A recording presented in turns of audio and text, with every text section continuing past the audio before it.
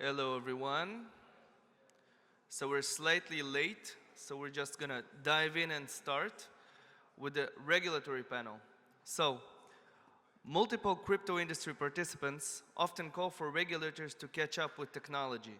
And indeed, paraphrasing Mark Twain's famous quote, innovation can move halfway across the world while regulation is putting on its shoes.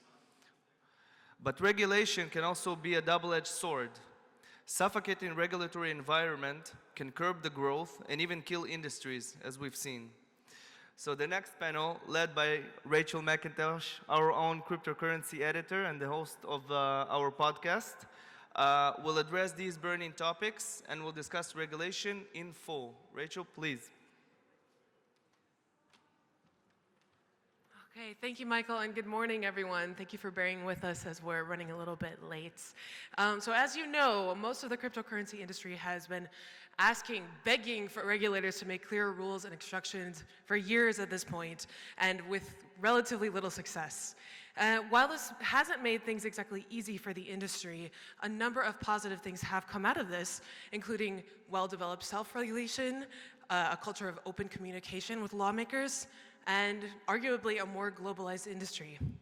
But now that cryptocurrency is entering further into the mainstream with things like Libra and other large projects, regulators around the world are suddenly scrambling to make something happen fast. So the countries at this point who already have well-established cryptocurrency regulations are really in the spotlight now, and the rest of the world is trying to figure something out. So we are very lucky to be joined by a team of experts from across the industry today to discuss cryptocurrency regulation. So I'd like to welcome them to the stage now. Thank you.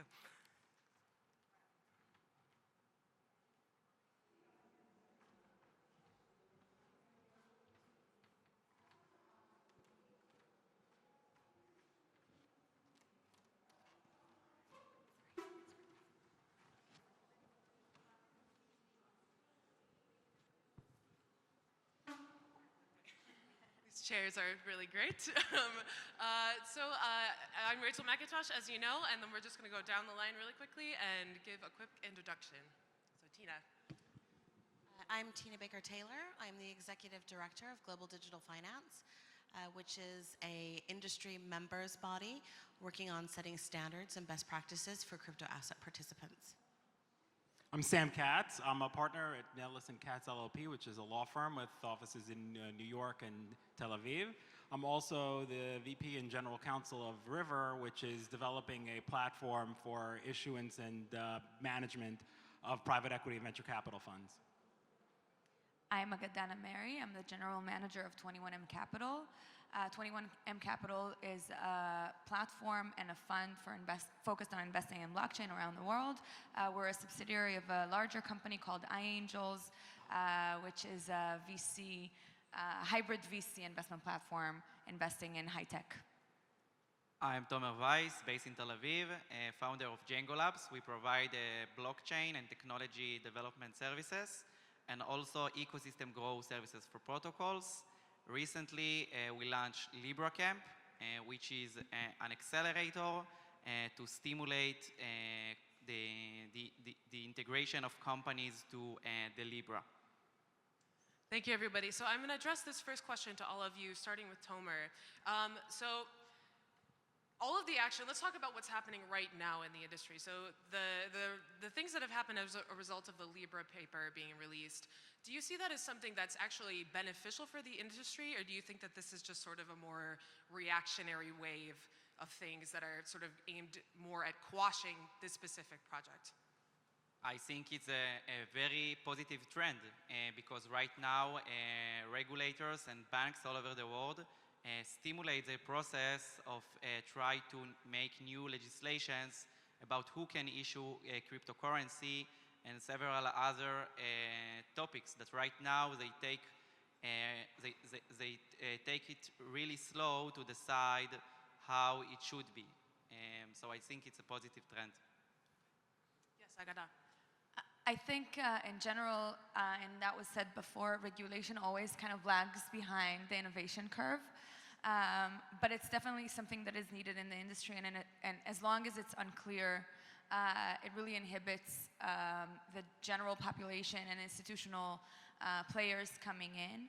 I think it's important that the regulator really understands what they're regulating for the regulation not to be counterproductive to the growth and to the innovation. And with respect to Libra, I'm not convinced that we would want kind of the Libra regulator, that battle to kind of determine what regulation will apply to blockchain, because there are many differences. It's not truly decentralized.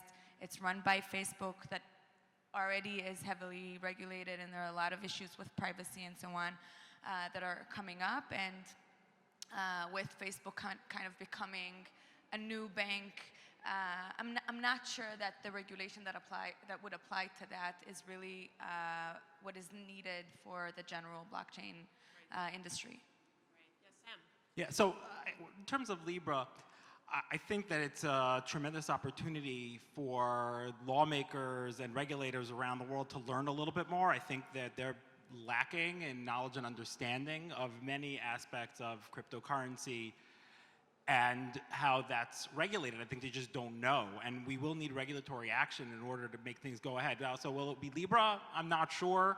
I think Facebook, there are a lot of questions about the fact Facebook's leadership and so many questions around Facebook itself that it might not be Libra. I think we may see other players come in with similar projects with less questions, and that may spur on legislators and regulators around the world to recognize that this trend is not stopping and that we need to build regulation around the new innovative technologies. Yes, Teana. I think I agree with most of what everybody has said, namely that given the global nature of what the Libra project is trying to achieve, it is stimulating conversations across the globe, legislators and regulators, and I think that's a good thing. And I absolutely agree with Sam that this is an opportunity to increase the amount of education with those policymakers. I also agree that I don't think that whatever framework is designed specifically to support Libra would be something that would be applicable across the space, for sure. But one thing that we do know is that regulators typically have not been great about harmonizing across jurisdiction. So, so hopefully a global project like this has the potential to get policymakers talking to each other more frequently. Absolutely. So let's talk a little bit about this this idea of existing regulations applying to different things, and what kind of needs to happen in order for the industry to move forward. So Sam, I'd like to direct this question at you.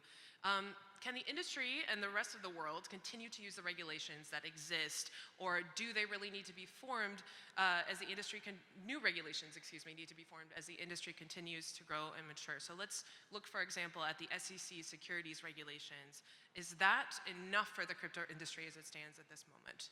Well, it's a great question now that you mention it, because just yesterday, the SEC qualified the first Regulation A+ offering of a digital security for Blockstack, and it's truly fascinating that they spent the time and effort with their counsel to build a model that works within the current regulatory system. I mean, the SEC has said many times, Chairman Jay Clayton and other SEC staff members have said that you want to issue securities, or if it's a security, you can issue it within the existing framework of the US securities laws, whether it's Regulation D or Regulation A+, and it's just a matter of getting there and getting the SEC comfortable. And I think we've seen that with Blockstack, they've managed to educate the SEC and make them comfortable with the procedures they've been using.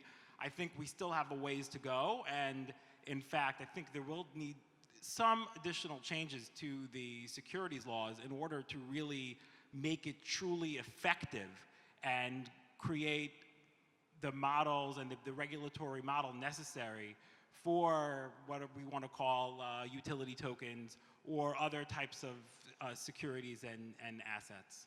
So I don't have a depth of understanding around what happened yesterday with Blockstack, but as I understand it, what they were issuing really is not a security, but they had to issue it under the security framework because there is no other option. Right. So to ensure that their project doesn't get shut down, they, it's like, I want to lose 10 pounds, but I lose 40 pounds because I just want to be sure that I lose the 10 pounds, right? So it's an over achievement to ensure that they don't have problems later down the line. Am I right in that? And if I am, that seems laborious for everyone. It's definitely, it's correct. Expensive. It's what they've written in their disclosures that they've spent $1.5 million on legal counsel. It is, and the SEC is particularly protective over investors, including for things that I guess most people wouldn't consider security. And as we all know, the SEC's definition of security, which we've all heard many times, is quite broad. My personal opinion is that we will need to see some either judicial or more likely legislative action in Congress to change the definition of what a security is in the US and create a new type of asset that's not a security, but that has the disclosure requirements and meets the procedural requirements, for example, exchanges in custody, that would make the regulator and protect the investors, which is what the SEC really feels like its job is. So I think that's personally the next step, is that there will need to be some legislative changes and create that framework where we're not talking about spending a lot of money and putting a square peg into a round hole to some degree, but they managed to get it to fit somehow. So we'd love to get the round peg. I think there is a difference, or I think SEC makes a difference between how what is considered a security in terms of the offering, and then what is a security after. So I think they mentioned, and correct me if I'm wrong, that Ethereum is a utility token, but at the time that it was issued and they ran their ICO, it was actually a security, or they needed to go through a security offering process. And I think making these differentiations and finding the right regulatory framework to actually do these things. And I think I agree with you, it's super important to protect investors. I think we all can agree on that after the hype of 2017, early 2018. A lot of people came into the industry not really knowing what it means for them, not really having any protections for their investment and their money, and what they might get or not get from these ICOs. So regulation is super important. I agree. I think there needs to be more work done to really understand how they're regulating it and how they're not imposing too many restrictions that are not necessarily required. Right. I will just add to what you said, Agada, a very good point, that one of the Blockstack's important aspects of their offering is that they do expect that at some point it will be decentralized, and there's a famous speech by the director of corporation finance at the SEC, Bill Hinman, where he talked about how if something were to become decentralized, like Ethereum or Bitcoin, then that also would no longer be considered a security. And there's a big debate among the securities law bar as to how that's determined, when it's determined. The SEC has also requested that people come forward and ask them about that, but we still haven't seen the direct guidance from the SEC. Nobody's tried, or nobody's received, I should say, a no action letter from the SEC saying specifically, here are the facts in which this particular asset would be considered decentralized and no longer a security. Let's see what happens with Kin. Kin is an interesting point, but I just want to make one clarification about Kin. The SEC specifically, the complaint, and this goes back to what you were saying before about the offering. The complaint was only about the offering. The SEC did not even address in its complaint against Kin whether currently it would be considered a security. But the SEC was pretty strong in its complaint against Kin that it was a security back then. It really had no utility other than being able to buy a little Badger sticker. And it was nice that in the complaint they put a little picture of the Badger sticker, made it a little more entertaining read. So Kin is an interesting case in general, I think. I know people are rallied behind Kin because they were willing to go out and respond to the SEC. My personal opinion, not my legal opinion, is that Kin doesn't have such a great case. And there was a lot of hope that with Kin, the SEC would come out and provide, we'd get more guidance as to the law around offerings of these kinds of tokens that might have some utility, but I'm not convinced that that's going to be the result. Tomer, I want to ask your perspective on this issue as somebody who's worked with startups who are issuing tokens. So what are the kind of measures that they take in order to make sure that they're being compliant? Yes, so right now there is best practices for startups, especially for startups who issue currencies. Great example is Space Mesh from Israel. We issue their own. Present. Yeah. We invested. Yeah, so it's a great company from based in Tel Aviv, and so they locked the token until there will be a real utility. So if they will make them available for a user and tradable, then it will make a problem. Maybe same case as with Kin and many other protocol that right now have a problem that they may consider a security. But if you work with the best practices, then you are not exposed to all of those legal risks. I think those best practices are really clear, but they are good only for the short term. How to create a truly decentralized assets, it's a really interesting question that I think need a new legislation. Okay, so Agada, speaking of startups like Space Mesh, I want to ask you from your perspective as someone who works in the VC side of the cryptocurrency industry, what role do these regulatory concerns play in the process of selecting the companies that you interact with and invest in? They play a very significant role for us for various reasons. First of all, we invest in VC that's already high risk, and a high-risk asset class, and the unclarity in the regulatory landscape really increases that risk dramatically. So we look to see how they conduct their offering, if they offer in the US or not, because this is kind of the biggest risk at the moment, SEC and so on. We look to see how compliant they are, how collaborative they are with regulators. So we can go back to the Space Mesh example. What they did, not only that they're releasing the token only when they have a network, what they did is actually a hybrid model where they raised funds on equity. Only accredited investors, VCs, and sophisticated players, and they allowed the equity holders to actually purchase tokens, future tokens. So that's part of the initial investment. They didn't do a public offering of the token. There won't be a public offering of the token.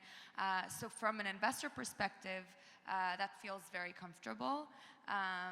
We also invested in Kin, which is obviously not that charming situation, but we learned. That was one of the first deals we did. We learned that we see a lot of startups not offering their tokens to retail investors. We see a lot of startups not offering in the U.S. Applying many restrictions, going through some processes with the SEC and regulators. So, for instance, we invested in Telegram. Telegram had a very, very rigorous KYC accreditation process. They really were strict, no Americans at all. And we, from an investor perspective, a sophisticated investor with the capabilities that meets the criteria, it makes it much easier for us. I can say, on the other hand, that it loses some of the charm that these ICOs had at the beginning. And if we kind of go back and think about what the purpose of these ICOs were at the beginning, it was actually a mechanism to get the developer community engaged and to have the developer community be part of the upside and so on. So it wasn't meant for kind of John Doe from wherever to just invest randomly in a token, but it really but the regulation now kind of shoves them away to the sidelines, which is something that needs to be thought of. Definitely, and you mentioned how there are companies that are increasingly perhaps not offering their tokens or their services to users in the United States. So I want to open this question to all of you. Do you see sort of a split forming in the cryptocurrency world between the US and Europe and Asia as the US is continuing to kind of have its own difficulties, and Europe and Asia piece by piece are moving forward? Absolutely, I think we see that all the time. Binance is now moving out of the US and creating a new structure. A number of the other crypto exchanges have dropped assets which they consider securities under the US securities laws from their exchanges, so that because of this concern, and there are also greater regulatory requirements for exchanges in the US in general, that they need to be registered and meet many compliance requirements. So we are seeing that, but they're not moving out of Europe and Asia. So we are seeing a split right now, and yes, I do. Like I said before, I think the U.S. is going to realize that it needs to catch up at some point, but it will take new legislation and lots of changes in order to catch the U.S. up to that. Yeah, and Teana, I want to ask you, as somebody who deals with self-regulation in the cryptocurrency industry, so up to this point, self-regulation has played a pretty important role. But now that we're seeing more and more, action from actual regulators, so to speak, how has the role of self-regulation really changed in the industry? And, going forward, is self-regulation that is something that's gradually going to be phased out, or is it something that will continue? So I think that term is actually a little Problematic. divisive. Okay, yeah, yeah. problematic. So Yeah. if you look at what a self-regulating organization actually is, there is only one in crypto, which is the JVCEA that's mandated by the Japanese government, and it's Right. relatively new. So what you have are potentially initiatives that seek to be preemptively compliant. So, Tomer's mentioned some best practices, and Agada's mentioned that, people were issuing tokens to be compliant. I would add to that, compliant with what? Right. So, GDF is an entity that has set out to establish some standards. Now, they're not self-regulation. They are best practice-based principles around specific market actors, so exchanges, funds, rating websites, etc., or product specific, so token issuance that is a security, token issuance that isn't. Stable coins, secondary market trading, so those types of activities. We're also looking at custody and market integrity, tax, etc. So what the code of conduct or these standards hope to achieve is the start of what hopefully will become a global rule book, right? So they're written to be supranational. The working groups are convened of market participants globally. So our working groups could have 50 people from 20 different countries. Our security token working group had 93 people. So that gives you a sense of how important the community felt that work was. But to receive a mandate to actually be self-regulating, one, you need it for a jurisdictionally specific, so a government must mandate you. So the SEC would give a mandate to a local association in that area and say you will oversee the adherence to whatever that framework is that's established. So with GDF, we're hoping that maybe the framework that we're establishing can be adopted at a national level. But I think there are some jurisdictions that rate that process very highly. I think the benefit is that the community or the industry will always notice something has gone awry long before the regulator is going to, right? We're pretty good at policing ourselves and, calling bullshit when something doesn't look right. And I think that in most cases, regulators do appreciate that. But then we've seen some additional guidance come out, most recently with the FATF, where they have implemented a number of quite strict guidelines that will apply to virtual asset service providers. So basically anyone that is transmitting fiat or on exchanges essentially, with essentially the US travel rule that says they have to send beneficiary and originator information with all of those transactions, like a wire transfer. It's a little more complicated than that, but I'll leave it there. And so within those guidelines, they say specifically that the responsibility of oversight cannot be delegated to an SRO. So I think that's one of the first times where I've seen, a policymaker, a large agency say something to the contrary, that SROs are helpful. So I think the first thing that I would say, going back to your original question, is we need to be really careful about what we call things. Taxonomy in crypto is very important for a number of reasons. And in this particular case, being preemptively compliant probably means you're doing some KYC, maybe means you have, an AML regime, but what compliant with what? And what is the standard of that thing that you're compliant with? So, some associations have a code of conduct, and it's like 10 sentences long. That's not that rigorous. Yeah, absolutely. So, speaking of the FATF and, sort of these different attempts to make global rule books and guidelines, I'm wondering, I want to direct this question at everyone. How realistic is it that we'll see, a global set of laws or rules that, can stretch across international borders? Is that a realistic goal for this industry? And is it necessary even? Well, we don't have harmonized law in any area, but there are usually pinch points or key things like AML, counter-terrorist financing, where the whole world can say, yeah, it's not a good idea to traffic humans. Let's all agree that we're not going to do that, right? Or it's not a good idea to launder money. Yeah, let's all agree we're not going to do that. But I think that the expectation that we will have a uniform harmonization across the globe around crypto is naive. I just don't see how that could happen. And also you need to kind of consider that rules of the land are endemic of the people that live there, right? So different cultural distinctions are going to have an impact on the legal frameworks that are put in place, which will mean that there will always be differences across those frameworks because we're not one homogenous people.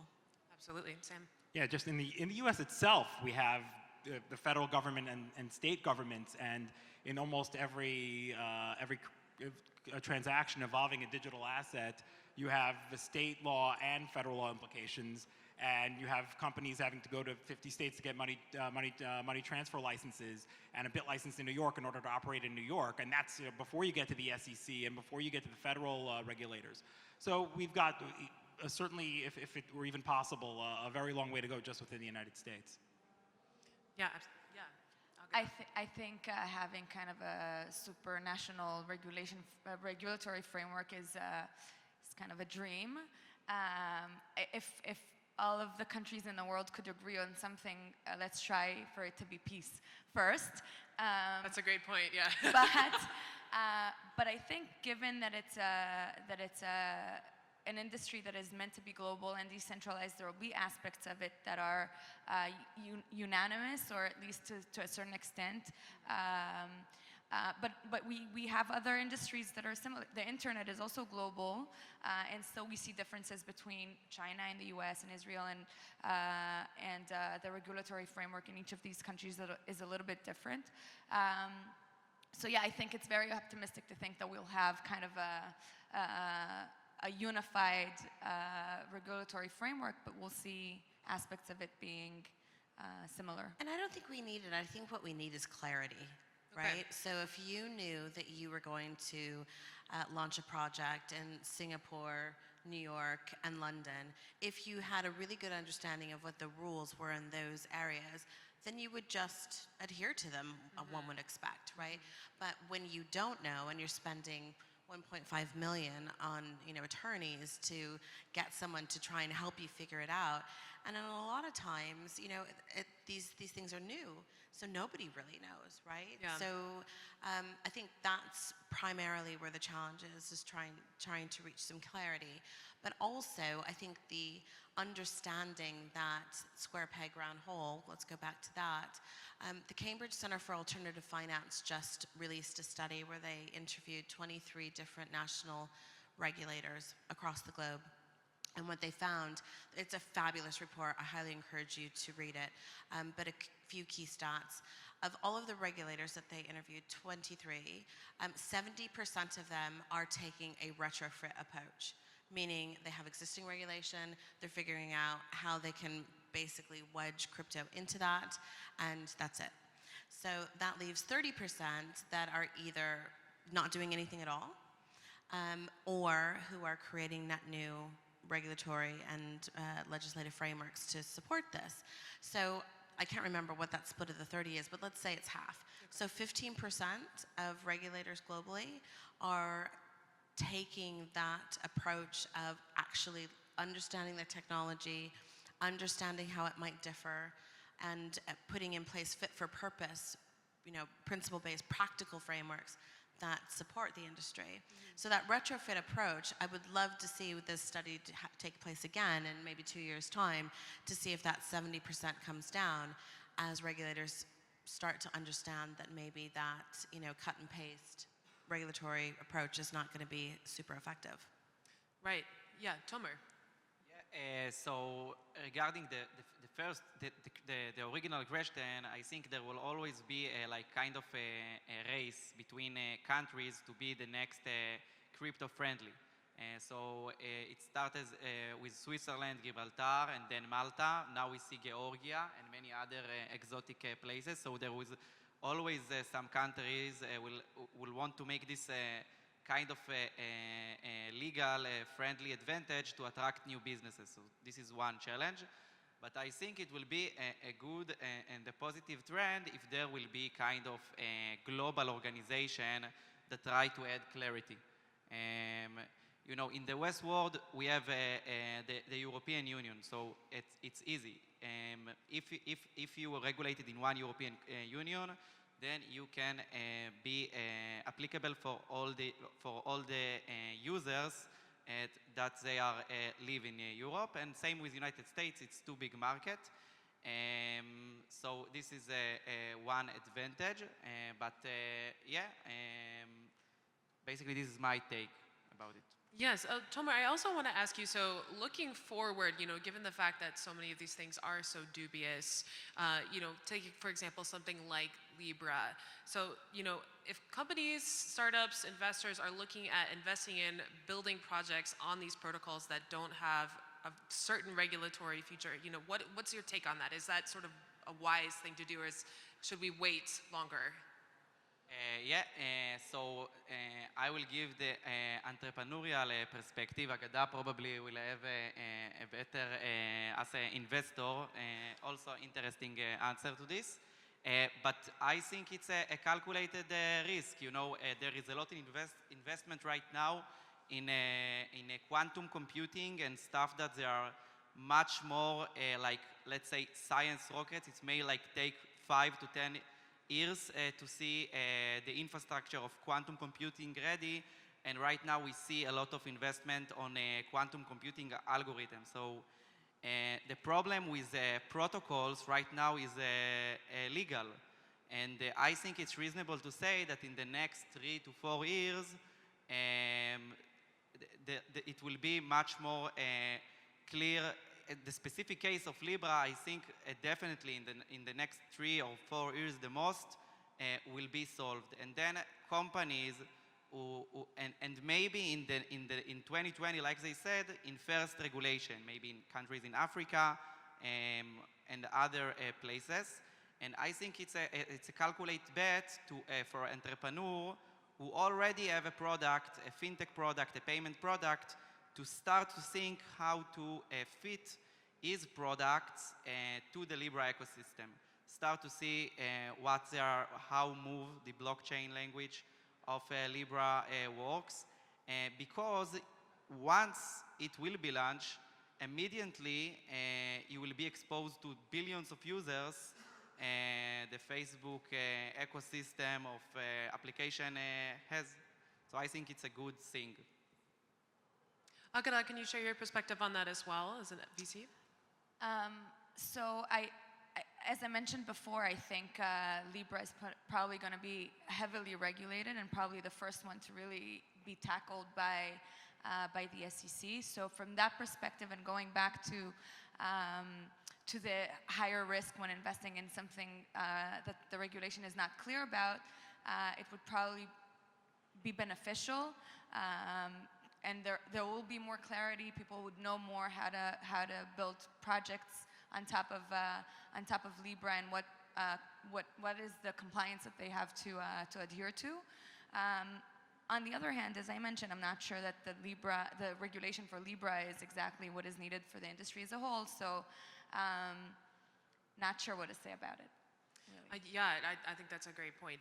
So, we've mentioned a few times throughout this conversation that, of course, different jurisdictions have different needs, and as a result of that, there's this patchwork of regulatory,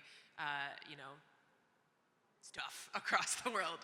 So I'm wondering, from your perspective, all of you, is there a particular place that you feel like is really doing things right? Or is that the wrong question to ask? Is it a question of what fits best for this group of people at this time? Should it remain as sort of this patchwork? Or should countries take a more aspirational approach? Is there one or two places that we should be looking at? So from my perspective, I think there are a couple of jurisdictions that have done things that are progressive or interesting. So Japan comes to mind first. One in being able to identify that an SRO, an actual SRO, would be helpful. To working alongside the community pretty closely. Now, to assure themselves that they're able to have the right amount of insight or input when they, in the beginning, when they would give an exchange a license, they literally put an auditor at that exchange. Yeah. So they really did partner to ensure that the exchange wasn't going to get themselves in trouble 6 months down the line because there was somebody there, not necessarily as a babysitter, but kind of as a partner to ensure that they stayed compliant as they figured out what that framework was. Switzerland's been mentioned. I also very highly rate Gibraltar. So that's another jurisdiction. Now, it's a small jurisdiction, right? So it's a little easier to do. But and I don't think you need new laws all the time. Yeah. But in this particular case, they did rewrite some of the legal framework to support the new regulation. And then, and I worked for a company that actually got one of the first licenses from Gibraltar, and people say, oh, isn't that light touch? I'm telling you right now, it is not. Okay. It is a very iterative process, and what was beneficial, again, was the partnership. So you were kind of learning in real time together as you went through the application to determine what the principle says, do this, but it doesn't tell you how to get there. So I think those two jurisdictions jump out at me. The FCA is another jurisdiction that has been slow to release guidance, but has been incredibly engaged in consultations, workshops, roundtables, talking with the community on a very regular basis, and putting into place allowances within their sandbox to ensure that companies can come within the regulatory sandbox safety net and co-develop things. So I think if you had the dream jurisdiction, you would have little pieces of all of those.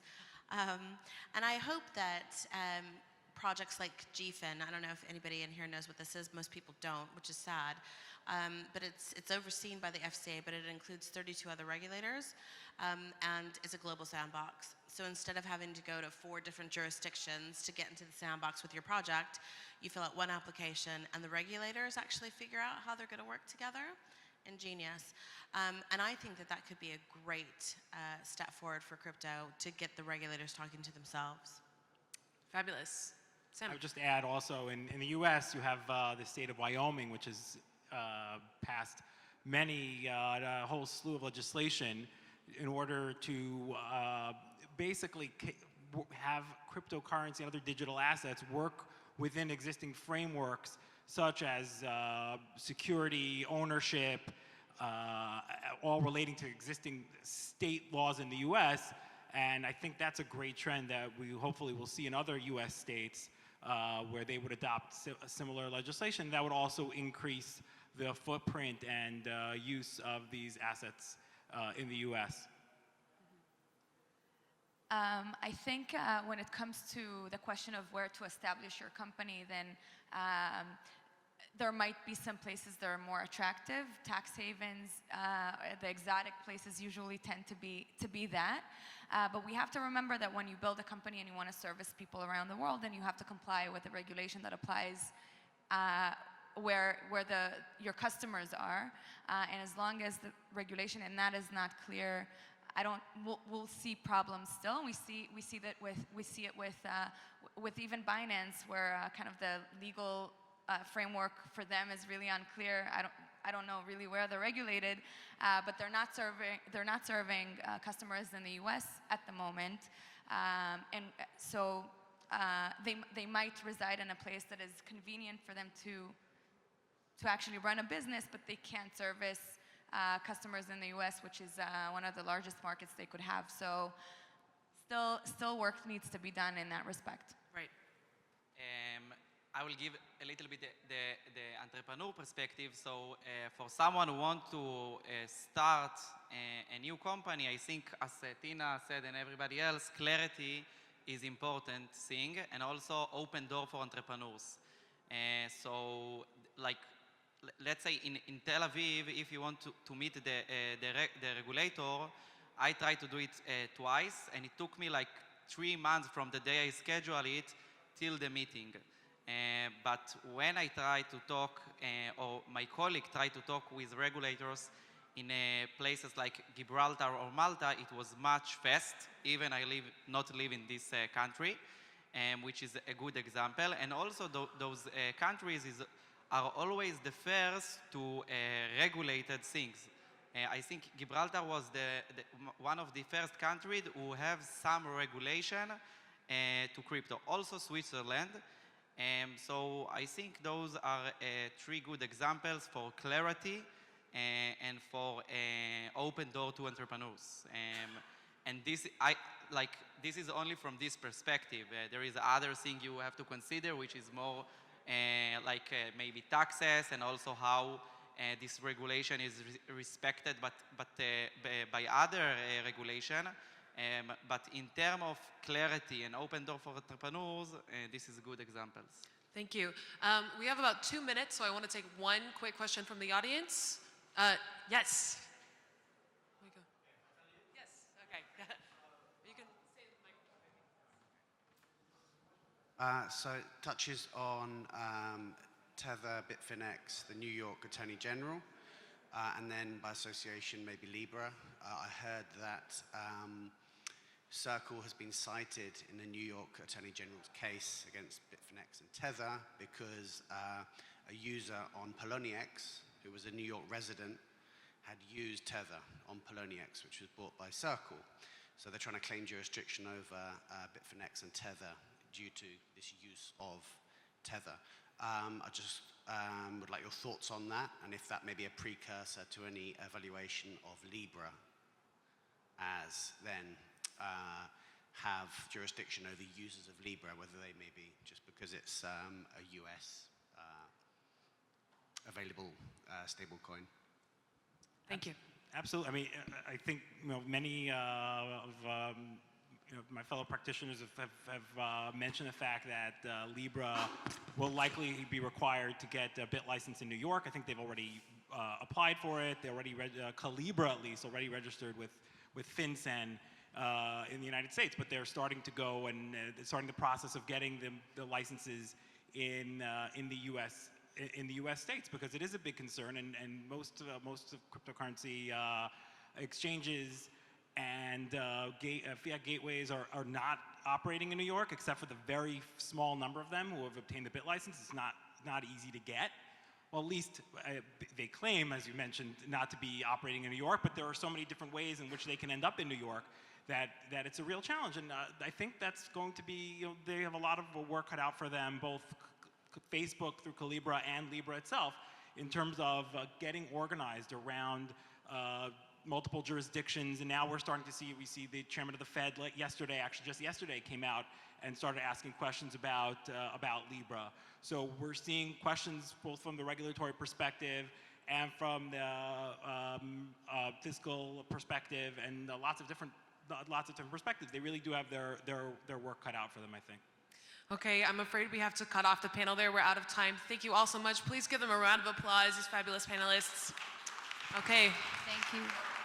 Yes, don't go anywhere. We have another panel starting in just a couple of minutes. Oh, and Michael Pearl is coming up to announce it right now, so literally do not move.